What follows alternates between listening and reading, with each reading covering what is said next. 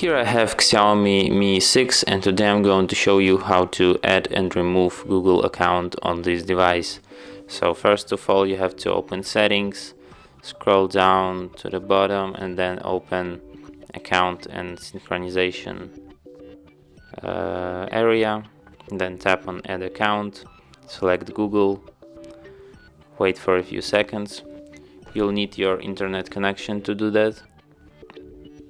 Then you enter your email.